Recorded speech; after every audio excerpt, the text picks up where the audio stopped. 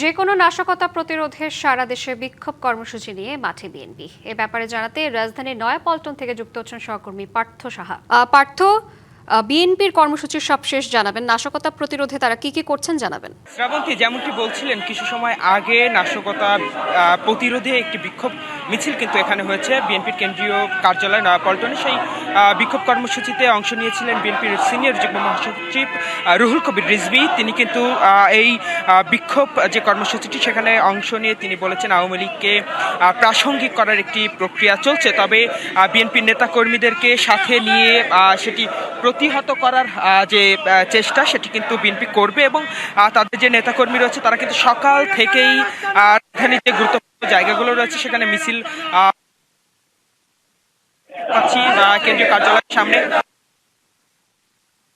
কার্যক্রম নিষিদ্ধ আওয়ামী লীগের নেতার সঙ্গে একটু কথা বলবো। আজ কার্যক্রম নিষিদ্ধ আওয়ামী লীগের প্রতিষ্ঠা বার্ষিকী, তাদের অবস্থান কি দেখছেন এবং তাদের কার্যক্রম কি?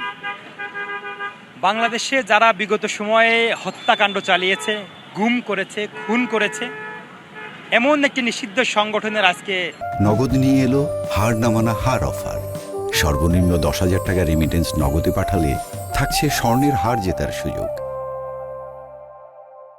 তারা কার্যক্রমের বিরুদ্ধেই আমাদের আজকে অবস্থান।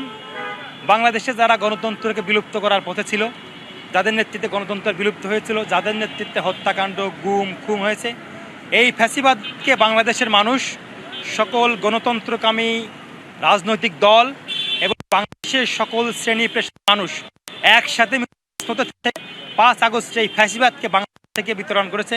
এই স্বৈরাচারী শেখ হাসিনা এবং তার যারা হয়েছিল তাদের বাংলাদেশ থেকে বিতাড়িত করেছে। আমরা যেটা মনে করি, ধন্যবাদ। শ্রাবন্তী, শুনছিলেন ছাত্রদল নেতা, তিনি তো বলছিলেন যে দীর্ঘদিন বাংলাদেশের মানুষের উপরে অত্যাচার, নিপীড়ন, সেই সংগঠনকে আবার ফিরিয়ে যে প্রক্রিয়া চলছে সেটি করতে তারা কিন্তু শ্রাবন্তী, এই ছিল আমার কাছে কেন্দ্রীয় কার্যালয়কে শেষ। পার্থ, আপনাকে ধন্যবাদ।